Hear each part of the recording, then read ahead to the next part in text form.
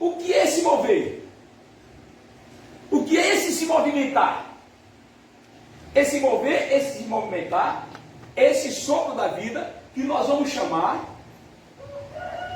com uma palavrazinha de regeneração. Estava lá aquele corpo ali esculpido, e agora se dá o sopro de vida.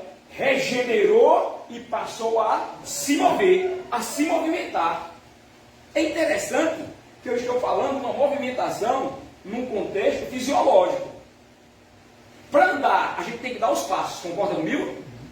Para pegarmos os óculos, a gente tem que estender a mão e pegar. Para termos o nosso alimento do dia a dia, para que o nosso corpo esteja alimentado, a gente tem que comer.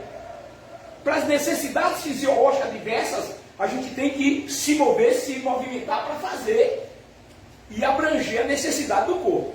Então, era isso, aquele corpo estava inerte, parado, sem vida. Vem agora o Senhor Jesus e sopra em nossas narinas, e passamos a ter vida, ou seja, houve uma regeneração. Após acontecer essa regeneração, todos foram criados, tá certo? Vem agora numa visão tricotômica, olha, eu falei de uma visão tricotômica, e o Senhor coloca em nossa mente o pensar. Esse pensar que vai agora pegar todos esses movimentos que foram, vamos dizer assim, regenerados, colocados dentro de nós, tá certo? Para que seja executado de uma forma pensante, de uma forma racional, de uma forma organizada. Isso é o que se chama de vida.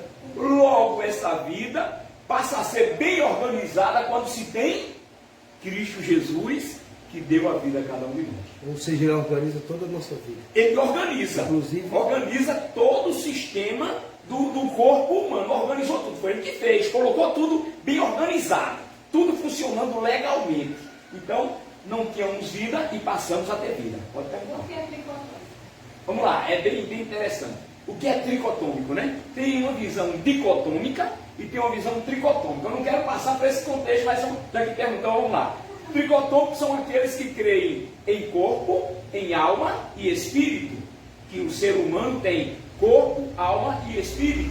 Tem outros que já creem somente que tem corpo e alma. Não tem nenhum problema que nós pensemos, alguns pensem de uma maneira, uma visão dicotômica, ou alguém pense de outra maneira, uma visão tricotômica. Não tem nenhum problema. Eu mesmo sou tricotomista. Outros são dicotomistas. Em momentos eu prego uma visão dicotômica. Outro momento eu prego também uma visão tricotômica. Conforme cabe num texto. Por quê? Porque esses assuntos não nos conduzem à salvação. É apenas para que nós venhamos ter mais conhecimento de Deus, ter mais conhecimento da palavra do Senhor. Tá certo? Isso abre as nossas mentes para que venhamos assim pensar. Então, o que é que acontece? Estávamos mortos, o Senhor vem agora, nos regenera. Nos regenera e nos capacita desse contexto pensante. Quando nos capacita desse contexto pensante, nós somos o quê? Uma criatura natural, pensando, sabendo o que é bom, sabendo o que é ruim, sabendo de tudo como manda o figurino. Tá certo? Olha o que eu falei, sabendo do que é bom, sabendo do que é ruim. Então deu-lhe uma ordem: não coma daquela árvore que está no jardim. Coma de todas, faça tudo que você quiser, menos isso. Vamos tirar aí o contexto dessa árvore, né? Desse fruto dessa árvore. Então faça de tudo, menos isso. O que é que o homem faz? Vai lá e desobedece. Então ele morre de fato. Morre em um contexto espiritual. Aí agora vem Jesus, o Cordeiro Pascal, que é morto desde a fundação do mundo. Tá certo? Ele agora vem o quê? Vem para dar vida. Só que essa vida não é uma vida apenas no contexto fisiológico. Mas agora é uma vida espiritual. Amém. amém. É uma vida espiritual. Somente Ele pode dar a vida. Num contexto físico e agora num contexto espiritual. Somente Ele pode remir pecados. Pode perdoar pecados. O homem errou, desobedeceu, fez aquilo que Deus disse que não era para fazer, consecutivamente morreu. O que é que separa o homem de Deus? O pecado. Ou seja, a transgressão, a desobediência. Você pode até trazer um contexto. O que é pecado? A desobediência a Deus. Acabou. Para não falar o contexto, pecado é isso. Não. Pecado é desobedecer a Deus. Quem desobedece a Deus está pecando. Não tem para onde correr. Como é que vai chegar e vai voltar-se a Deus? Por intermédio de Jesus Cristo, que dá o perdão dos pecados, a remissão dos pecados. Tá certo? Então, essa nova vida agora foi dada. Eu estava morto, cheio de pecados. Agora vem Jesus e toma uma mensagenzinha chamada mensagem da cruz. Pois eu amo uma mensagem da cruz, que você cantou agora. Então, chega agora o Senhor e traz aí essa mensagem linda. Aí a gente pensa, irmão Maldinho, nessa mensagem. Olhando para essa mensagem, eu não sou agora pensante, não fui aberto os meus olhos, eu não fui regenerado. Aí eu digo, eita, depois de regenerado, eita, aquilo que eu fiz estava errado. Aquela outra coisa que eu fiz também estava errado. Aquele outro passo que eu dei estava errado. Então eu começo a refletir sobre os meus erros. Quando eu reflito sobre os meus erros, eu digo, não deveria fazer, não vou fazer mais não. Começou agora a vir um arrependimento. Olha, me arrependi dos meus erros. Como era eu antes, quando estava morto, poderia me arrepender se eu estava morto? Eu tinha que ser regenerado. Jesus tinha que colocar o saber em mim. Quando ele me regenera, agora eu penso. Quando eu penso, eu começo a analisar o que eu fiz de errado. Quando eu começo a analisar o que eu fiz de errado, eu começo agora a me arrepender. Pode falar. É interessante, pastor. O pastor falou da mensagem da cruz, que isso aí, resumidamente, é a mensagem da cruz. É a mensagem da cruz. É como a cruz, ela afeta não só as relações nossa com Deus, né? Verticalmente com Deus, mas em relação ao próximo, e o amor ao próximo, e também dentro do próprio lar, né? Porque no caso, a gente pode pensar, eu estava até meditando, eu estava lendo algo que falava sobre o Evangelho de Marcos, que Marcos, todos os outros evangelhos, eles tratavam da relação de Deus, falando do reino de Deus, mas Jesus no plano mais espiritual. Já quando ele fala ali do Filho de Deus em Marcos, é porque é em oposição ao Filho de Deus romano. Então, na questão humana também, Jesus é superior a César, Jesus é superior a qualquer humano. Ou seja, a mensagem da cruz ali, porque quando o centurião diz assim, como é que ele diz? Verdadeiramente, esse é o Filho de Deus. É como se ele estivesse afirmando.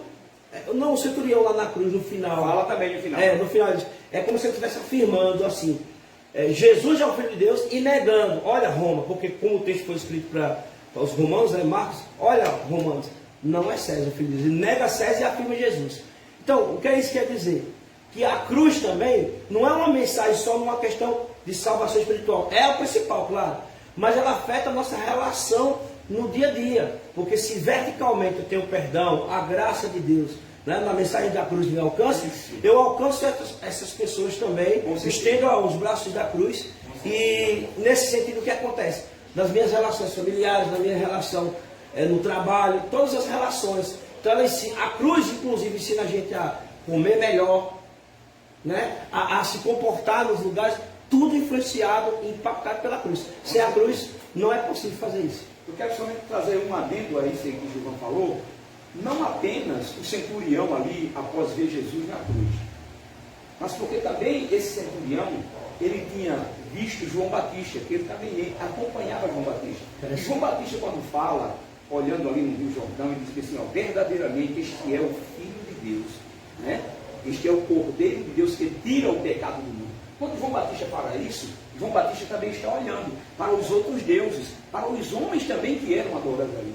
João Batista também faz essa associação mediante a César, mediante os imperadores, mediante os governadores que ali estavam, que muitos consideravam esse contexto.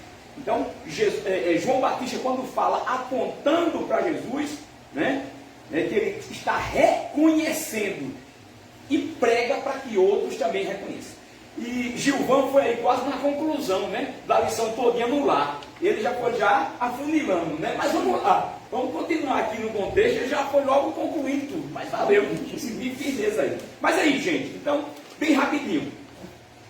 O homem estava morto, recebe agora uma regeneração, tá certo? Um contexto pensante, e ele passa, após regenerado, porque o defunto não pode fazer nada, não pode ter iniciativa nenhuma, Ele agora foi capacitado para ter iniciativa. Começa a pensar. Começou a pensar, pensa referente aos seus pecados, aquilo que fez erradamente. Pensando, agora ele se arrepende. Quando ele se arrepende, é quando ele começa a ter acesso a Deus.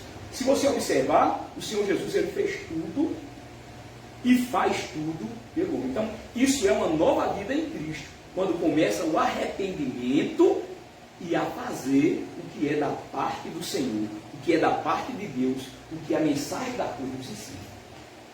Isso é ser verdadeiramente cristão. E é interessante que quando eu vejo isso aqui, essa nova vida em Cristo, tá certo? Nova revelação em Cristo. Eu não posso ter uma nova revelação, tá certo? Se eu não tiver uma vida em Cristo.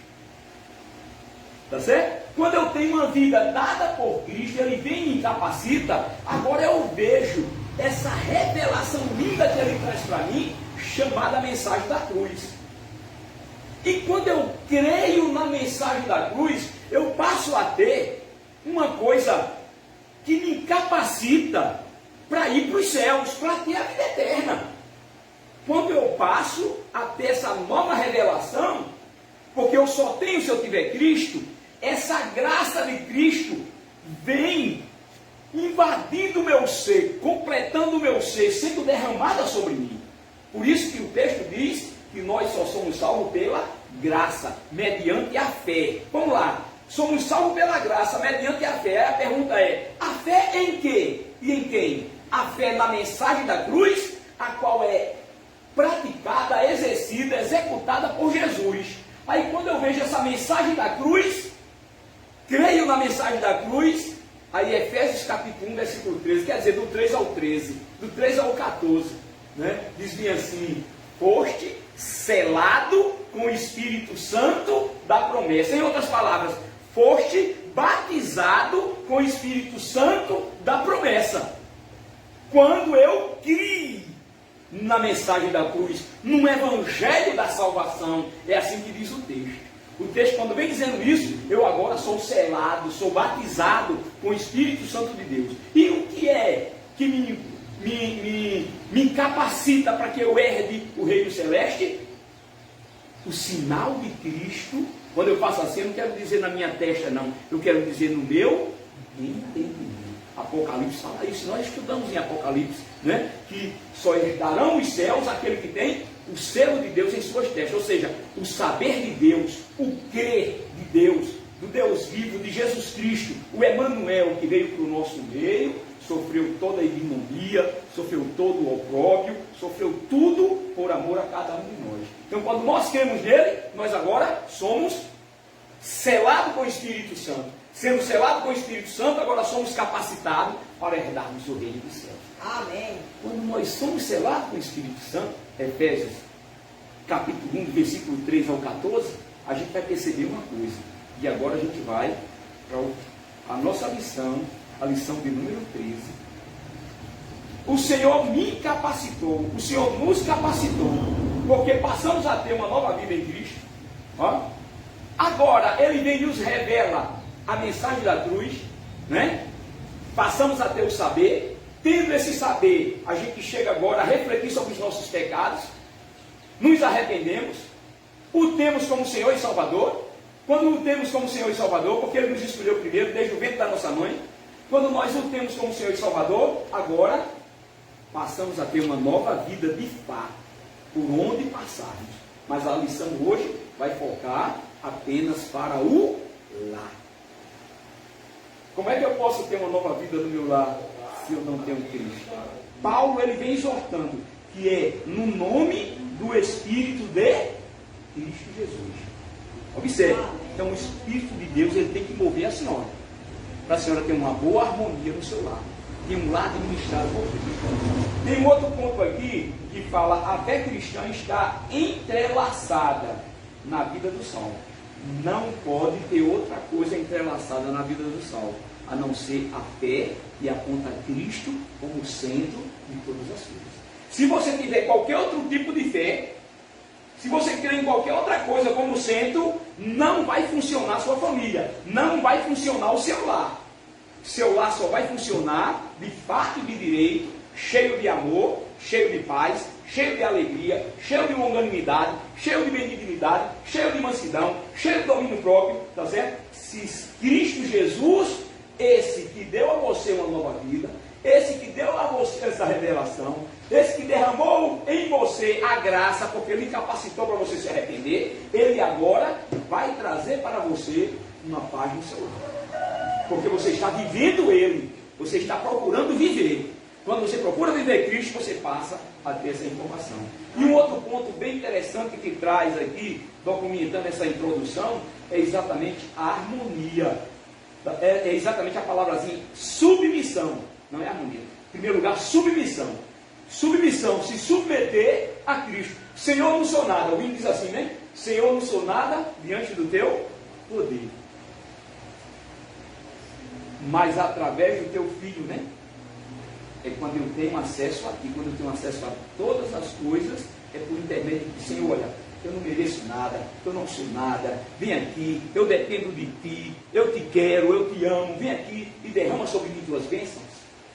Então aí é onde tem o contexto dessa submissão, dependermos em tudo de Jesus. Não importa, é o relacionamento, mulher, marido, dependem tudo de Cristo. Aí pronto, a cada dia você vai conquistá-lo. E vice-versa. E vice-versa. Família, mãe, filho, mãe, tudo está no contexto de colocar Cristo como centro de todas as coisas. E por último, né? Isso, quando a gente busca Cristo na introdução, vem o que? Vem essa harmonia.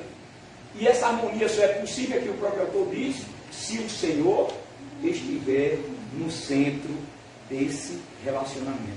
Tem que ter um relacionamento com Cristo, senão não adianta. Alisson chama de equipe. É. A equipe, fazer a equipe com Deus, viu? Tá certo? Então, tendo esse entendimento da introdução, sabendo que nós não podemos fazer nada, mas Cristo que faz tudo em nós, e quando a gente tem essa perceptividade, a gente diz, Senhor, realmente faz. Mesmo que Ele saiba que a gente vai dizer ou não tudo isso, mas Ele quer ouvir de nós.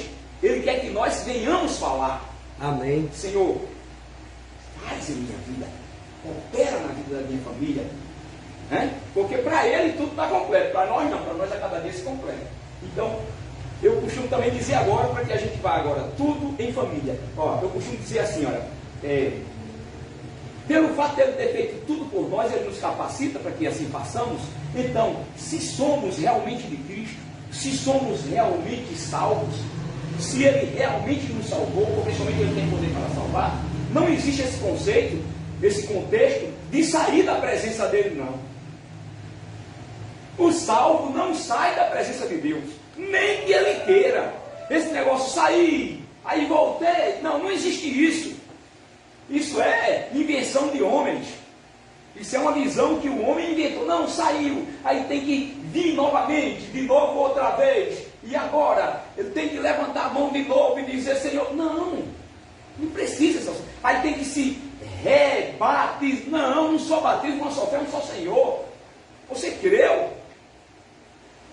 Não precisa nada disso, porque o Senhor te salvou. Agora, você errou por causa da sua natureza humana. Você é propenso para o erro, você é tendencioso para o erro, você tende para o erro. Não tem para onde ir. É a natureza humana. Não tem para onde ir. Mas o Senhor pastor, o Senhor cometeu, sim, eu cometi aquele erro, mas eu não vivo naquele erro. Você pode cometer um erro, porque é natural do ser humano. Mas você a cada dia está sendo dirigido pelo Espírito Santo de Deus. Mas eu estou sendo dirigido pelo Espírito Santo de Deus porque eu errei. Porque você é um ser humano. Enquanto você tiver vida aqui, você vai errar. Você não é Cristo. Você não é o Espírito Santo de Deus. Você não é o próprio Deus. Então você vai, enquanto você estiver aqui, você vai errar naturalmente. Você não vai se agradar de errar. Você não vai querer estar errando. Você não vai querer estar em prática do pecado, do erro, da desobediência, não. Você não vai.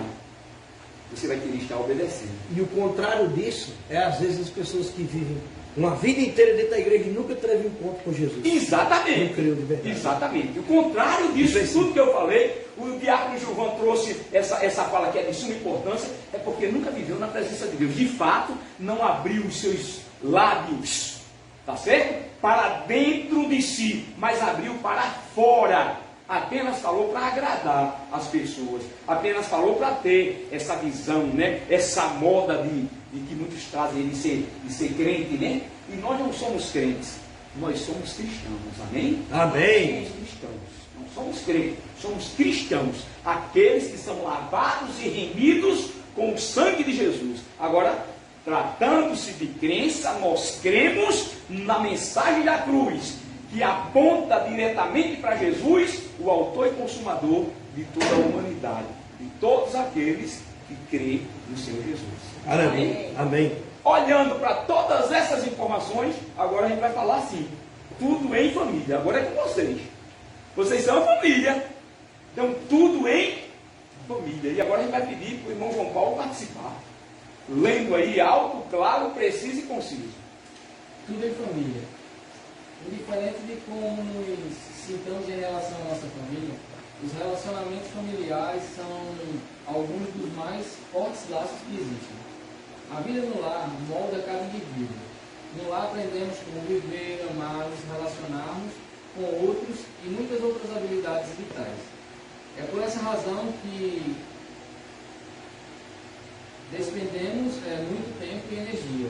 Pelo menos deveríamos agir assim em nossas igrejas, falando sobre como construir famílias fortes e saudáveis. Não deveria ser motivo de surpresa o fato de Paulo ter investido tempo discutindo os relacionamentos familiares em boa parte da carta aos Efésios. Se o nosso relacionamento com Cristo não está fazendo nenhuma diferença em nossa família, então a autenticidade de qualquer outra mudança deve ser colocada em xeque. Cada um de nós deve prestar atenção para a forma que estamos vivendo nossa fé cristã no contexto de nossos relacionamentos familiares. Você está em meio à sua família. Está tendo problemas diversos. Não existe um entendimento. Quando eu estava viajando agora, de João Pessoa para cá, João Paulo falou uma coisa que ficou bem gravada na minha mente, porque eu já tinha lido a lição. Ele disse que é interessante, que a gente entra em um certo desacordo de algum assunto, mas depois a gente chega e pede desculpas. Lembra que você falou isso? A gente pede desculpas. Então, aceitamos as desculpas, porque pedimos com sinceridade, consecutivamente, voltou tudo ao normal, fica tudo em paz. Ou seja, teve um erro. Houve um problema. Mas a família não é dirigida por Cristo. Então passou a existir a compreensão. No seu lar existe compreensão. Aí a pergunta é, quem coloca essa compreensão dentro do nosso lar? Ou seja, em nossas mentes?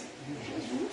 Amém. Então, se você está vivendo em harmonia, como diz o próprio aqui, em harmonia com Cristo, mediante uma vida de uma fé cristã, tá certo? O seu relacionamento familiar vai um pouco e ganha, de bom para melhor. Tá certo? Você só vai ganhar. Tem problemas? Tem discussão? Tem uma infinidade de discussões no meio dos problemas. Eu sou casado com Dória há 35 anos, a gente vive juntinho há 35 anos, tá certo? E a gente discute.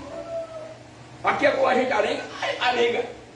É verdade, né? Arenga, qual o problema? Mas depois ela chega lá, me dá um cheiro, pede desculpa, eu chego lá, dou um cheiro nela, peço desculpas. E existe o quê? Existe harmonia no lar. Por quê? Porque Cristo é quem está dirigindo. A fé cristã, a fé olhando para o contexto cristocêntrico, olhando para a mensagem da cruz, olhando para os ensinamentos bíblicos, chega agora e traz harmonia para nós. Isso é que é o lindo, né? De uma família dirigida por Jesus Cristo. Pode trazer quem quiser falar aí alguma coisa nesse contexto, está aberta a discussão. Pode falar, irmã Joel. Uma parte que eu achei bem interessante foi essa que é por essa razão que despendemos muito tempo e energia. Pelo menos deveríamos agir assim. Em nossas igrejas falamos sobre como construir famílias fortes e saudáveis. Isso é um fato que, mais um fato que a igreja, que o mundo está entrando na igreja. Porque essa desconstrução que está se acontecendo do lado de fora e a gente está deixando se levar do lado do meio.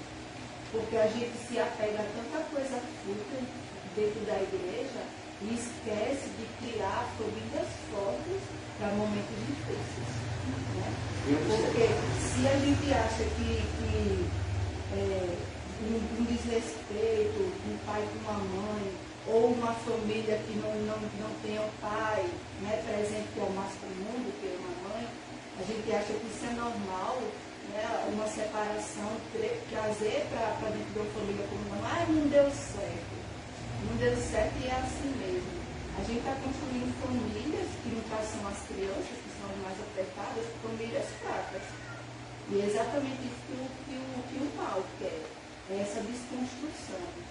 Porque a família é a base de tudo. De tudo. Se a gente se esforça para ter uma família forte, então a gente tem igrejas fortes, a gente tem líderes, né? Porque um líder não consegue liderar bem se não tiver uma família por trás. Então isso aí tem que ser batido muito, principalmente hoje em dia, essa desestruturação familiar. E hoje a gente tem que ter a mente aberta que o melhor presente que a gente pode dar para o filho da gente é uma família bem estruturada, nos mínimos detalhes. A gente acha que uma besteirinha, que um desrespeito entre o pai e a mãe, que uma falta de afeto, isso não afeta, mas afeta muito. Com certeza afeta. E assim, a secularização da coisa, né, começa a trazer termos para tentar desestimular e desestruturar a família. Diz assim, não, fulano é machista, ciclano é feminista. Começa assim. Aí depois, não, tem a questão da homossexualidade. Não, tem a questão agora da desestruturação familiar. E todos esses pontos, eles só atacam ao quê? A família. E a base daquilo foi a primeira instituição divina. Foi o quê? Foi a família. Né? Que criou lá Adão, Eva e tiveram lá os seus descendentes. Ou seja, o mundo, a secularidade, né, ela tenta, com unhas e dentes, tentar destruir a base de tudo que é o quê? A família. Aí esse é o papel da igreja, é estimular, entende, uma boa convivência entre a família, momentos de interação entre a família, entende? Sempre está fazendo com que um familiar sempre esteja comungando com o outro, entende? Fortalecendo laços, a conversação, entende? Crescimento, porque assim, muitas vezes a gente acaba separando o crescimento em Cristo do crescimento da família, mas não. É porque assim, a gente tem o costume de sempre trazer assim, aquilo que é santo e aquilo que é profano. Não existe aquilo que é santo e que é profano. Se eu sou um cristão, então eu sou santo toda hora. Todo momento. Em tudo. Eu não sou só cristão a partir do momento que eu pego, passo por aquela porta, entro, aí me visto, coloco uma manta em cima de mim, entendeu? E eu passo a me transformar em uma outra pessoa. Não. Nós somos cristãos e devemos ser cristãos em todos os lugares que a gente esteja. Ou seja, se a gente trata uma pessoa, uma forma de dentro da igreja, lá fora também é a mesma coisa. Ou seja, a ideia da família ou da igreja é literalmente fortalecer, é estreitar mesmo os familiares. Amém. Trazer a família para mim. Aleluia. A lição ela é bem clara quando ela diz: a vida no lar molda cada indivíduo. A gente muitas das vezes observa uma pessoa e diz: que menino bacana, né? Olha a personalidade dele, olha como ele é educado, mas ninguém percebe por trás de um ser humano formado as abdicações que um pai e uma mãe fizeram. Exatamente. Então é isso que tem que ser estimulado dentro de uma igreja. Melhor, antes de a gente promover eventos para distração, é melhor a gente juntar as famílias e promover um evento sobre conscientização.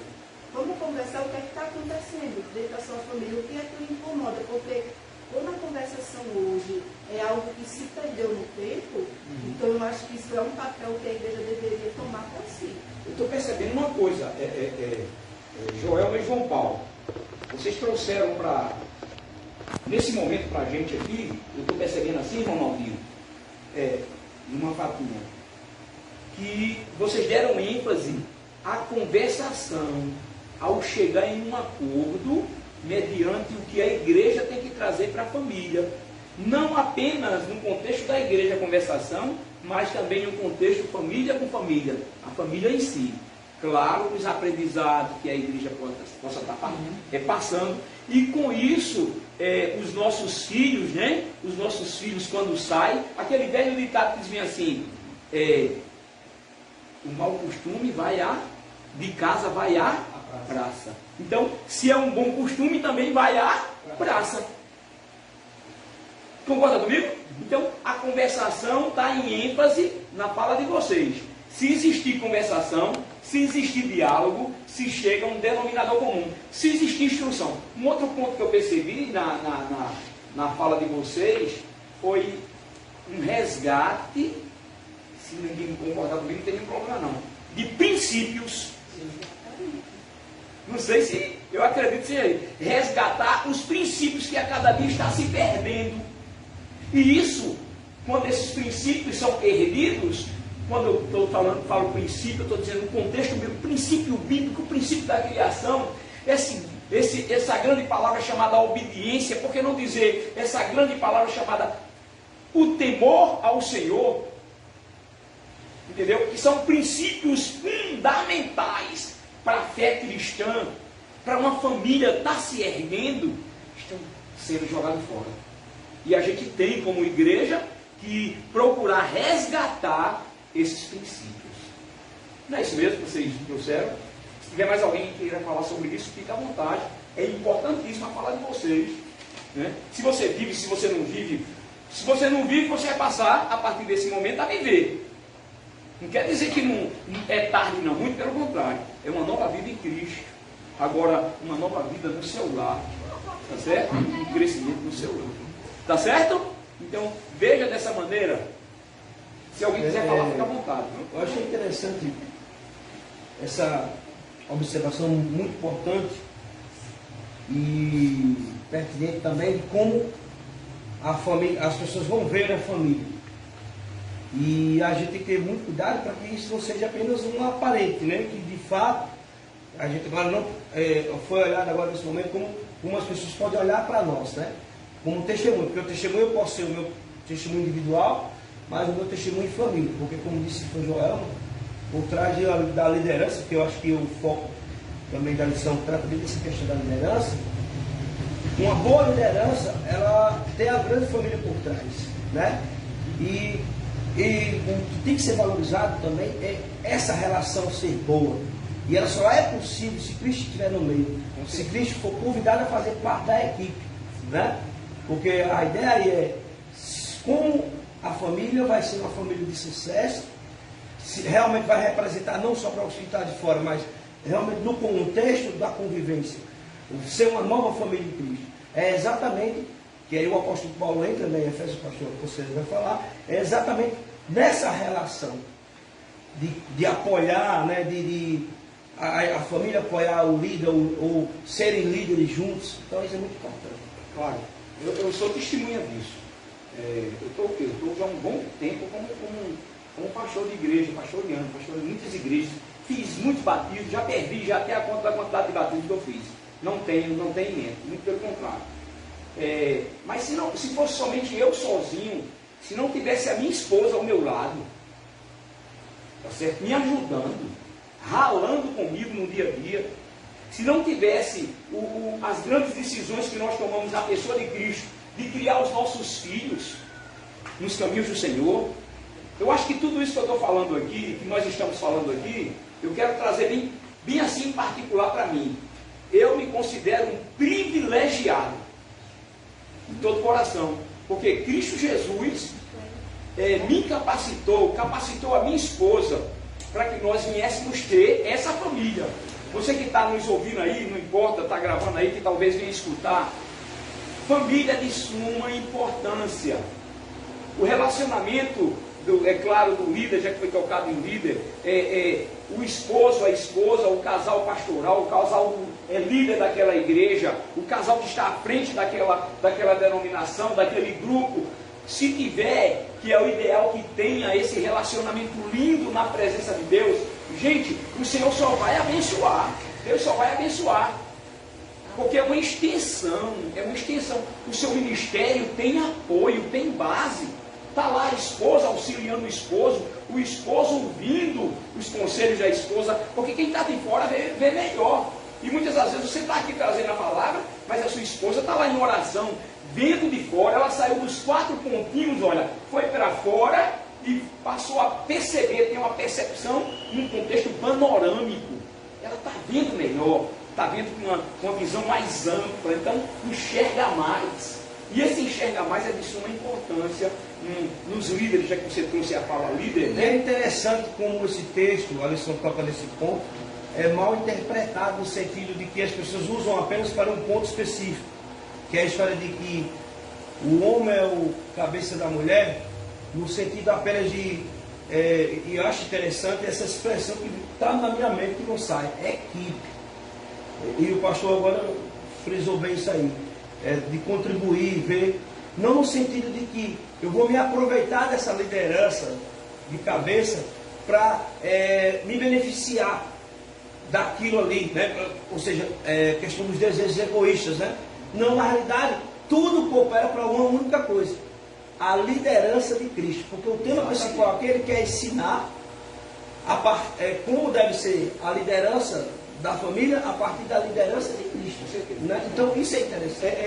Olhando, irmãos, para a liderança de Cristo, que a gente vê uma infinidade de exemplos. Eu estou pegando cada falazinha de vocês, estou aproveitando aqui para ter o conteúdo máximo da nossa missão. Olha, quando a gente olha para a liderança de Cristo, a gente vê uma liderança muito linda. A gente vê uma liderança de submissão. A gente olha para a liderança de Cristo, a gente olha numa liderança, numa linda fala que ele trouxe. Eu não vim para ser servido, mas vim para servir. Aí é onde eu quero chegar. Gilvão falou agora mesmo daquelas pessoas que são egoístas, né? São oportunistas, eu acho que a palavra melhor seria essa, são oportunistas, aproveitam das posições, dos títulos os quais têm, tá certo? E agora quer usurpar. E usa a Bíblia para justificar. E usa a Bíblia como respaldo desse fim. Então é muito, muito importante nós termos cuidado, porque as pessoas estão usando desses argumentos.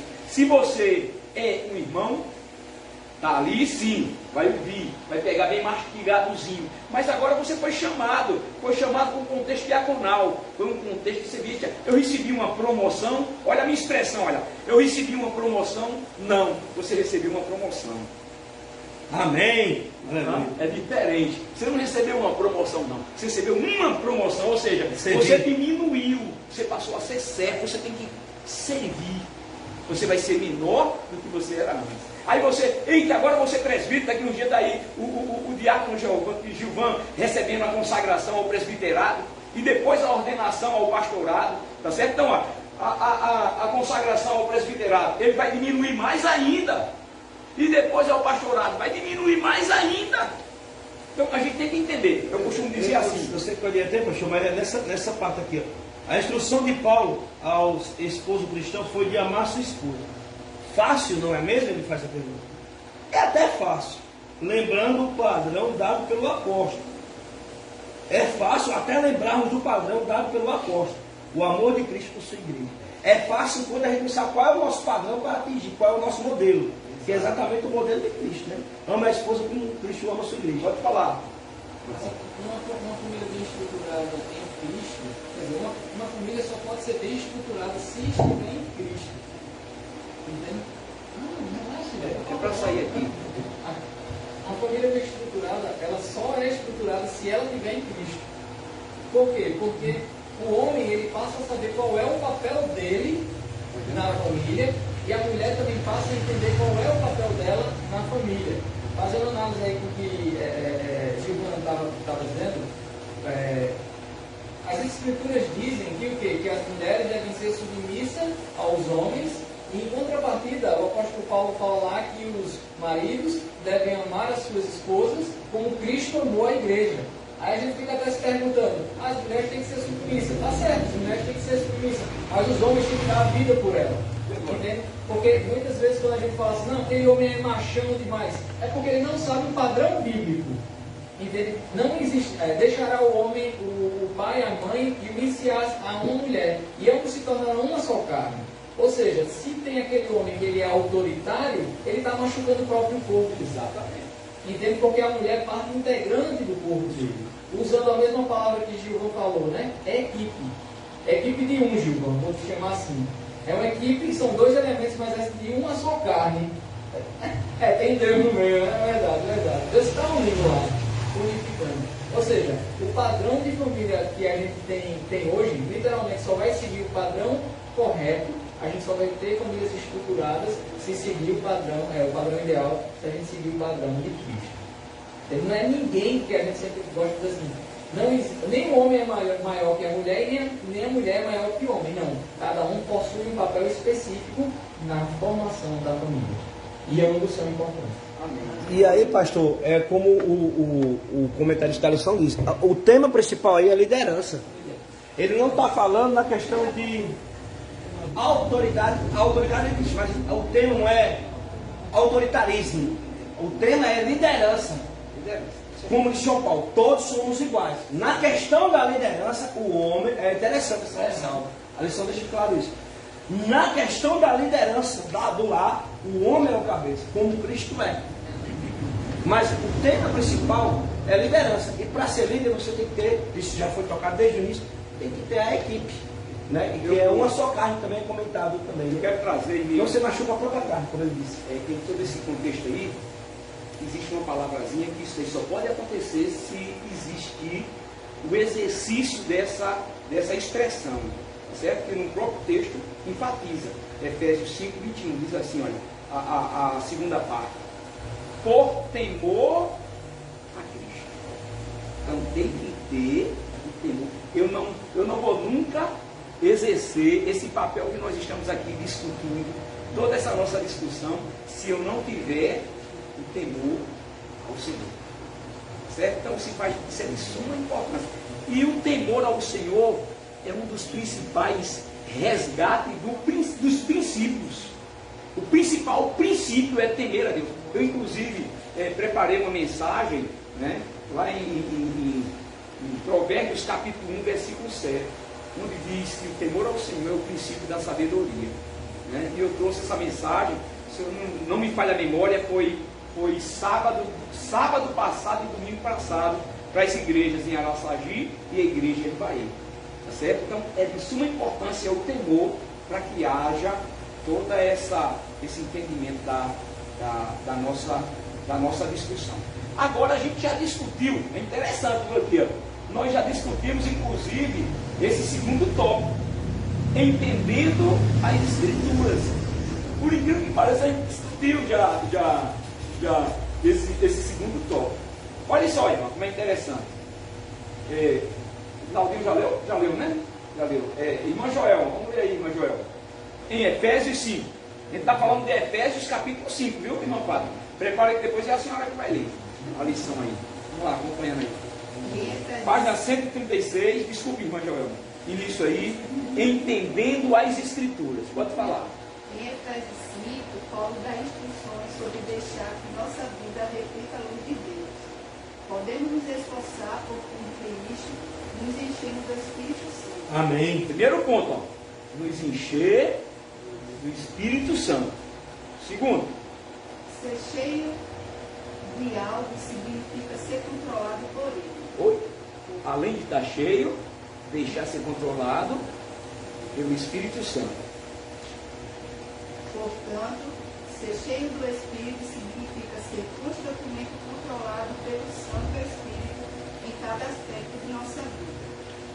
O apóstolo, então, descreve evidências práticas de ser continuamente controlado pelo Espírito.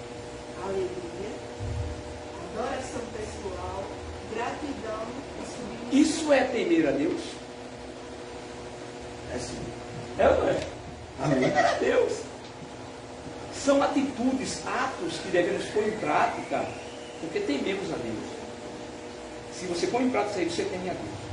Paulo frisou que nossos relacionamentos devem ser marcados pela sujeição mútua, o ato de voluntariamente render-se à autoridade. A submissão não é estabelecer e estar em poder, mas como nós respondemos a tal autoridade. No exército romano, assim como os maridos, esposas, pais, filhos, patrões, o sujeito não tinha nenhuma opção sobre estar debaixo da autoridade de outro. Naquela época, estava implícito a propriedade em todas estas relações. O que estes indivíduos pertencentes poderiam escolher era como responsável exorta os cristãos a se renderem voluntariamente àqueles em posição de autoridade, em lugar de lutar contra eles. Vamos lá, bem rapidinho. Vou tocar num assunto aqui bem interessante. Olha só. Será se dizer não? Será se dizer não? É apenas você chegar e dizer assim, não. Será se dizer não é somente isso? Ivan, não. Será se dizer não é também dar uma analisada no que você está trazendo para mim, nesse pedido que você está trazendo para mim? Olha se vai me fazer bem. Olha se vai fazer bem a outrem. Olha se vai ser bacana para a igreja. Olha se vai ser bacana para a família. Olha se realmente é do agrado de Deus. Não sei se vocês entenderam, mas eu entendo que pelo menos chamou a refletir e não concordou com aquela primeira petição. E se concordou, disse assim, vamos amadurecer a ideia. Deu para entender? Então, o não, ele pode ser dado de várias maneiras. A mesma coisa é a fala para com uma autoridade. A gente pode falar com autoridade para uma autoridade, respeitando, usando a palavra correta, usando os termos corretos, tá certo? Para falar com a autoridade. Isso é submissão. Ter consciência do que é certo. Uma coisa é você falar e outra você saber o que está falando. Exatamente. Ter consciência do que é certo, saber o que está falando, isso é de suma importância. Tá certo? Então, você pode falar com autoridade, com as autoridades eclesiásticas? Pode. Você pode falar com autoridade para o presidente da república? Pode. Você pode falar com autoridade para um rei? Pode. Isso é saber a palavra a qual vai colocar e saber o que está falando. Estou utilizando as palavras. Tá certo? Isso é ser submisso. Será se ser bem educado não é ser submisso? Será se agir com sabedoria não é ser submisso? A rebelião é uma indicação que uma das partes ou ambas não está completamente submissa à vontade de Cristo. Mais uma vez dá ênfase, ser submisso a Cristo, ser submisso aos exemplos de Cristo, ser submisso ao que a palavra de Deus nos ensina. Certo? É bom que a gente... O temor. Isso, o temor ao Senhor. Isso é de suma importância. Tá certo? Diz aqui, ó, o superior e subordinado. Só que antes vem dizendo assim, ó, nossa submissão às autoridades deve refletir nossa subserviência a Cristo. Se Cristo coloca uma autoridade, essa autoridade é colocada por Ele. Nós devemos ser submissos a essa autoridade? Sim. Eu quero tocar nessa teclazinha agora, viu? Preste bastante atenção. Ser submisso sim às autoridades. Ser submisso sim à esposa ao esposo, o esposo e a esposa, sabendo que os dois são a mesma carne. Ser submisso sim. Até enquanto, preste atenção, é aí onde vem o grande calo. Certo? Não pode existir o autoritarismo nesse contexto. Até enquanto ambos estiverem agindo corretamente, dentro dos preceitos cristãos, dentro do Evangelho de Cristo, dentro dos ensinamentos de Jesus. Cuidado, porque tem muitas autoridades por aí afora que estão fazendo aquilo que não é do agrado de Deus. Você pode respeitá-la, mas você não vai fazer o que ela está fazendo. Fazer os exemplos que essa pessoa está praticando. Corações e mentes realmente submissos a Cristo não vão concordar sempre em tudo. Isso. Mas vão partilhar objetivos comuns e se marcharem juntos, cooperando um com o outro, né? Se a outra parte é a minha carne, né? Carne da minha carne, então o que acontece? Eu vou cooperar. Então a autoridade aqui é mais, voltando aqui, da liderança. Né? Cristo está dizendo como ser um líder.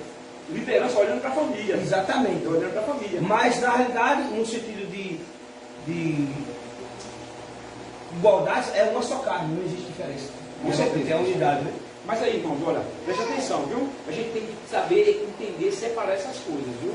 Cuidado, é necessário ter muito cuidado, porque tem muitas vezes que a gente está querendo fazer uma coisa e não é o que é correto. Eu não posso impor a minha esposa a fazer aquilo que não é correto. Certo? Se não é correto, ela que tem o direito de pensar, vai dizer, olha meu filho, não é correto. Vamos sentar, vamos conversar. Aí eu, não, tem que ser assim. Não, ela não precisa agora concordar. Eu posso até fazer, mas ela não precisa concordar com aquilo que é errado. Ela não deve, ela nem precisa, ela não deve nem concordar. Ela deve discordar e deve sim procurar orientar para que não seja feito daquela maneira errada. Certo? Então tem que ter essa concordância. E é interessante, se não tiver essa fala, pode ambas as partes errar. Certo? Vamos agora para esses dois outros parágrafos. Tu lê, abençoada. Lê aí, varão de guerra. Depois a irmã vai ler a outra parte. Paulo lindamente demonstra esse princípio com o exemplo do relacionamento conjugal. Olhando as demonstrações de Paulo, podemos ser tentados a pensar que ele era sexista ou machista e unilateral. Mas devemos lembrar que Paulo não estava estabelecendo uma ordem de autoridade, mas sim mostrando como maridos e esposas cristãs podem honrar a Cristo através do casamento. A partir da liderança de Cristo, eles podiam honrar a Cristo. Né?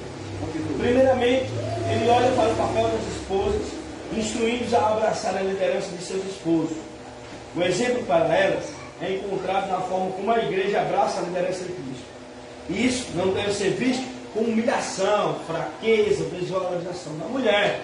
Muito pelo contrário, precisa ser visto que existe um poder incrível em equipe unida no propósito. Amém. Tá vendo? Olha aí, a submissão, olha. A gente pode até pensar, né? A gente pode até pensar que chegar e pedir uma desculpa, chegar e concordar, você vai ser menor. Muito pelo contrário. Muito pelo contrário.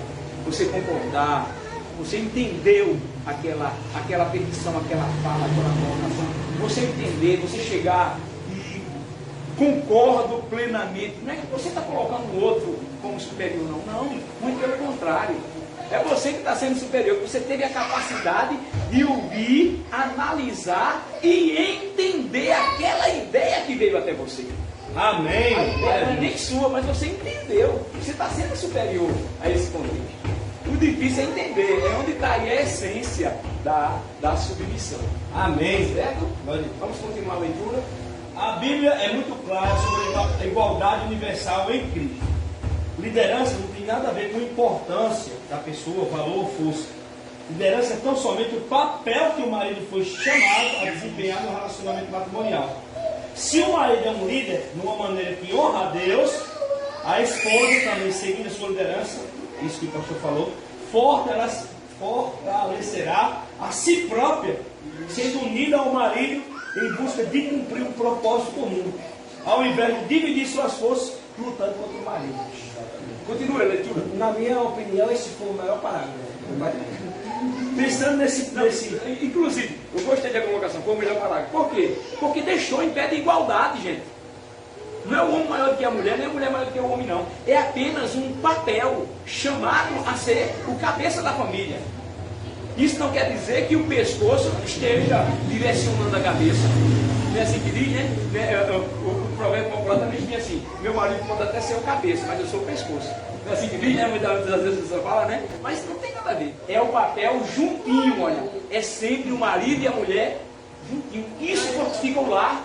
Isso fortifica os filhos. É isso mesmo que eu ia falar. Olha aí, tá vendo? Aí. Vamos lá. Lê novamente aí, Naldinho. Para o marido, verdadeiramente submisso. Para o marido, verdadeiramente submisso, a liderança de Cristo. Não há lugar para arrogância, abuso de autoridade ou autopromoção dentro do seu papel de vida. Jesus veio como um certo líder, cujo único interesse era o bem dos seus seguidores. Assim como Cristo aceitou a igreja como seu próprio corpo. Como seu próprio corpo, o esposo precisa reconhecer que a sua esposa a liderança conjugal tem que referir o comprometimento para o bem de uma só casa e não pode buscar o bem individual. Ele deve esforçar-se plenamente em conhecer e compreender a sua parceira, descobrindo os pontos fortes e fracos dela, bem como os seus, de modo a saber como eles podem trabalhar juntos. Como equipe, as decisões objetivas e planejamentos devem ser feitas em conjunto e com base naquilo que é melhor para o bem dos dois, ou de um só caso. Amém. A gente já discutiu isso aqui, viu? A gente já chegou e já discutiu isso aqui. Como isso aqui é importante, né? Não pode ter duas decisões. Tem que ter uma decisão, uma corroborando com a outra. Né? A mesma, pode até ter duas decisões, logo uma que corrobora com a outra. Tá certo? Aí sim a família vai crescer. Né? O relacionamento entre pais e filhos, Mandói. Pedro está valendo? 137. O início do último parágrafo. Deixa eu vou ler, vou deixar você ler. O último. Aí, O iniciando. relacionamento entre pais e filhos demonstra qualidades similares e dessemelhanças.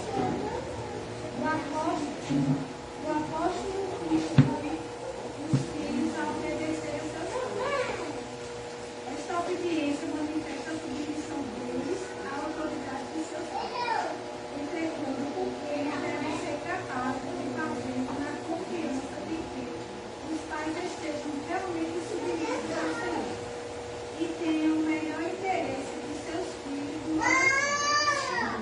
Os pais, e aqui especificamente o pai, deve levar a sério sua responsabilidade de conduzir seus filhos no caminho do Senhor.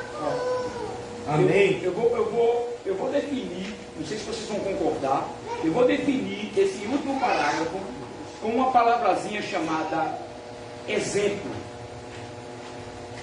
Exemplo. Ou seja, os pais, a mãe e o pai, devem dar exemplo para os filhos. Se não existir um testemunho do pai e da mãe, como pode o filho seguir esse testemunho? Se o pai não está dando, não está trazendo uma boa prática de bons atos em sua vida, como pode um filho chegar e trazer? Pode até trazer, mas será muito difícil. Não estou dizendo que o homem é produto do meio, ao mesmo tempo estou dizendo. Realmente ele é fruto daquele meio, é produto daquele meio. Logo, se ele tem uma família estruturada, se ele tem os pais trazendo o quê? Trazendo bons exemplos, os seus filhos naturalmente vão trazer, vão crescer, dando bons exemplos, vivendo, praticando, tendo boas práticas. Então eu vejo esse último parágrafo aí como essa palavrazinha, o exemplo que os pais devem dar, o testemunho que os pais devem dar. Tá certo? Eu vejo de suma importância. Nós, como líderes num lar, a gente tem que estar trazendo esse exemplo. João Paulo e Joelma têm que estar trazendo exemplos para Pedrinho seguir. Senão, como é que vocês vão cobrar dele? Naldinho e a sua abençoada, e no dia tem que estar trazendo exemplos para que as filhinhas de vocês estejam praticando no dia a dia. Da mesma forma, Gilvan e sua digníssima esposa tem que estar tendo esses bons exemplos, existindo essa submissão entre um e outro, para que possa a igreja do Senhor. Eita, Julinha chegou, vem Julinha, olha que coisa linda, meu Deus. Tá certo? Então tem que existir essa submissão, esse grande exemplo da parte dos pais. Vamos para o último momento, tá certo? Para o último momento aqui, vão ser 3 pontos. Tu quer ler? Vai isso aqui, um pouquinho. Toma a linha. Daí, o último ponto. Lições para a vida. Só são leituras agora, para que vocês possam compreender. Primeira lição para a vida. Lições para a vida. O verbo vinculado a instrução de ser cheio com o Espírito, literalmente significa continuar sendo enchido. Fazemos isso ao nos dedicarmos à oração e ao estudo da palavra de Deus diariamente. Aliás, essas disciplinas espirituais são cruciais em nossa submissão ao Senhor. Amém? Essa é a primeira lição para a vida. João Paulo, leia a segunda lição para a vida. Também é de vital importância dedicarmos tempo todos os dias para orar e estudar a palavra de Deus com o nosso cônjuge e nossos filhos, a fim de assegurar que continuemos submissos junto ao mesmo líder, Cristo, quando permitimos que ele saia, ou seja, quando deixamos de lado nossos relacionamentos, perdemos a conexão uns com os outros e começamos a perder a confiança no comprometimento do outro de liderar, seguir, com uma mente totalmente comprometida com os propósitos de Cristo. Certo? Vamos lá para a terceira lição de vida. Naldinho, terceira lição de vida. Se os nossos filhos ou pais não estão seguindo as Escrituras, nossa responsabilidade primária é orar pela salvação deles e por sua submissão à liderança. Bem? Não é exigir não, é orar. Certo? Não é, tem que ir não, é com calma. Com amor, com carinho. Em oração para que tudo seja no tempo de Deus. Certo? Aí, Mandori, a última lição para a vida. O papel de liderança do esposo será olhado diretamente em cada matrimonio. Diferentemente em cada matrimonio, baseado nas personalidades envolvidas. Grande cuidado deve ser tomado para trabalhar este relacionamento, para garantir a compreensão de ambas as partes sobre a forma como isto vai funcionar. A comunicação é a chave para isso. Mais uma vez o diálogo, mais uma vez a comunicação sendo dado ênfase. Tem que ter a conversação, gente. Se não tiver a conversação, se você não trouxer para o seu cônjuge, se você não trouxer para o seu filho aquele problema que está havendo, para a sua filha aquele problema que está havendo, tentando esclarecer, não vai se resolver nunca. Você tem que trazer, conversar, você tem que chegar junto, olha, como nós vamos resolver esses problemas, como nós vamos chegar à resolução, como nós vamos alcançar, né, êxito nesse contexto, nesse problema que está existindo. Você tem que ter a conversação. Na nossa conclusão diz assim, vamos acompanhar a conclusão. Muitos problemas conjugais e familiares, ou pelo menos os mais graves, seriam evitados se todos colocassem em prática os princípios da palavra de Deus. Amém. Submissão, segundo o modelo bíblico, respeito e amor sacrificial, não deveriam ser temas com tantas dificuldades para o cristão em geral, pois fazem parte da vida cristã. Se tão somente vivêssemos esse princípio, seria possível aplicá-lo ao ambiente familiar. Será que tantos conflitos sejam, na verdade, reflexo de um relacionamento superficial com Cristo? Será se tudo isso que está acontecendo, de coisas erradas, será se não é a falta de relacionamento com Cristo? Será se nós viéssemos nos relacionar mais com Cristo, nós não resolveríamos esses conflitos existentes em nossas famílias com mais facilidade? Ou talvez eles nem existissem? Não é interessante? Então se faz necessário a gente refletir sobre esses conflitos. Amém? Então vamos lá, irmão. Agora eu trago assim uma palavra pastoral para vocês, de uma forma rápida. Tá certo? A palavra pastoral é o seguinte, olha. Amem uns aos outros. A palavra de Deus, ele vem trazendo isso. E o próprio texto diz bem assim, olha. Sujeitai-vos uns aos outros. Olha. Não apenas amar, mas sujeitar-se. Amém. Uns aos outros. Tá certo? Sujeite-se uns aos outros. que com certeza vocês terão de volta. Aí vocês vão perguntar, e Cristo se sujeitou à igreja? Sim. O maior exemplo de sujeição, de estar ali, olha, nem toma para vocês, foi de Cristo Jesus. Amém. Cristo Jesus disse, olha, eu estou aqui, olha, sobre vocês. Amém. Aleluia. Glória a Deus. Então que Deus abençoe a todos e essa meditação de hoje tenha surtido efeito aos nossos corações. Amém? Amém. Obrigado pela oportunidade em nome de Jesus. Aleluia.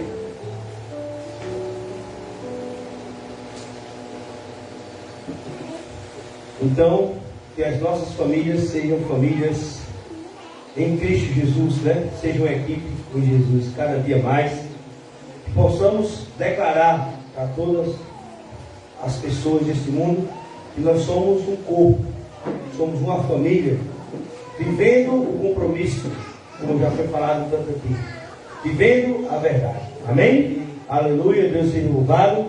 Podem ficar em pé e juntos nós louvarmos ao Senhor nesse momento. Vamos ficar todos em pé e cantarmos Corpo e Família.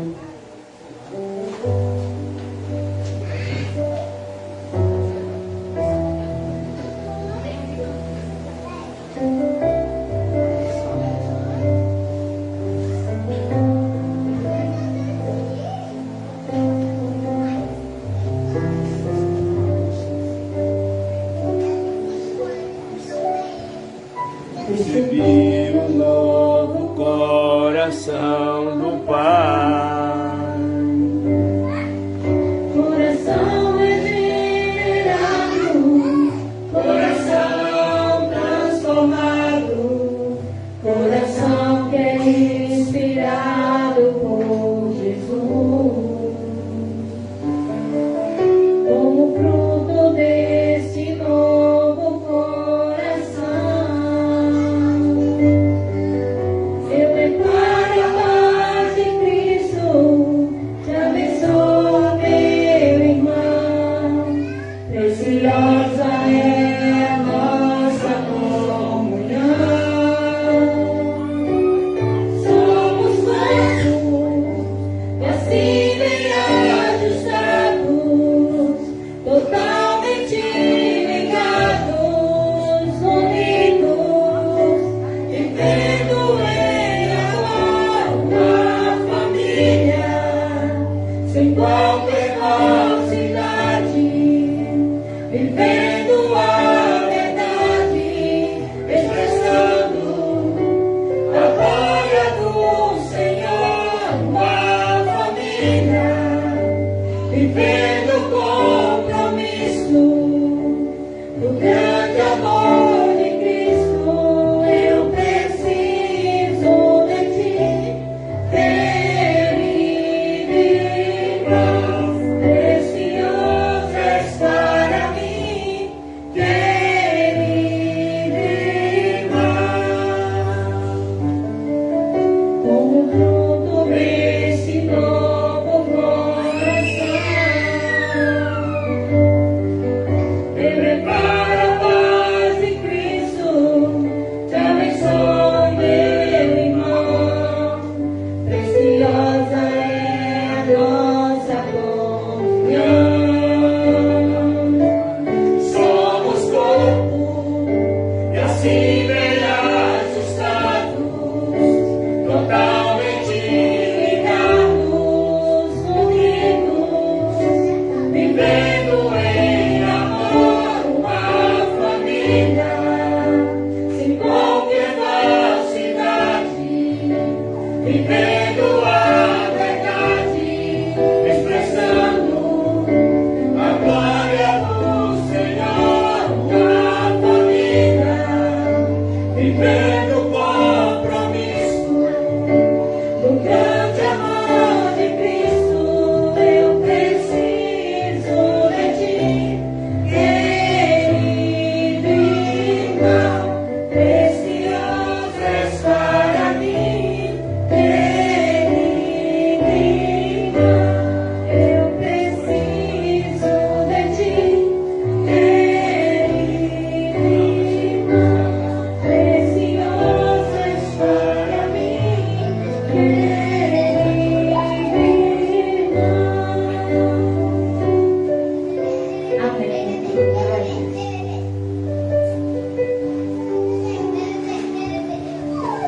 Vamos nesse momento estarmos orando, colocando as famílias, amém? Não apenas as nossas famílias, mas a família em todo o mundo, para que eles possam ter o temor do Senhor. Aleluia. Amém? Fechemos os olhos e busquemos a presença do Senhor. Soberano e eterno Deus, maravilhoso Senhor, Deus Criador, sustentador e governador de todas as coisas. Nesse momento sublime, Deus amado, nos colocamos na Tua presença, Senhor. Nos colocamos para que o Senhor venha nos capacitar. Que possamos nesse instante, Senhor, estarmos intercedendo por todas as famílias. Pela nossa família, pelas famílias dos nossos próximos, pelas famílias dos nossos vizinhos. Nesse momento, o Teu maravilhoso Espírito esteja a tocar nos corações de cada um deles, de cada uma das famílias. E eles possam estar falando o mesmo idioma, a mesma fala, ter o mesmo pensamento, Senhor. Ó Deus amado, me vem em lembrança quando a pessoa de Cristo olha para a pessoa do Deus Pai e diz assim: como eu e ti somos um, quero que eu e eles também sejamos um. Amém. Quando era apontado, Deus amado, para cada um de nós, ou seja, para a família de Cristo. E nessa hora, Deus querido, vos peço que o Senhor esteja abençoando a todos os casais. Que todos os casais venham quebrar todos os paradigmas, todos os tabus, todas as dificuldades, todos os problemas que venham existir entre eles. Amém, Senhor. E eles possam estar em harmonia, buscando a Tua presença, pedindo mais a Ti. Amém. E assim venha crescer famílias ajustadas, famílias que estão buscando princípios maravilhosos que estão escritos no Teu Evangelho. Aleluia, Senhor. Princípios maravilhosos que a cada dia, Deus amado, vem nos regendo e vem a cada instante também trazendo famílias estruturadas. Aleluia, Senhor. Ó Deus amado, vem sim, Senhor, estruturando as famílias. E que a cada instante esse primeiro grupo que o Senhor formou esteja mais presente, mais unido, mais compartilhando desse contexto familiar. Aleluia, Senhor. Vem derramando Tuas bênçãos celestes sobre toda a Tua igreja. E nós possamos a cada dia Te louvar e Te engrandecer. Amém. Ser conosco, Deus amado, vem nos abençoando e vem nos dirigindo, em nome de Jesus, Teu Filho, que vive e reina hoje e para todo sempre. Amém. Amém.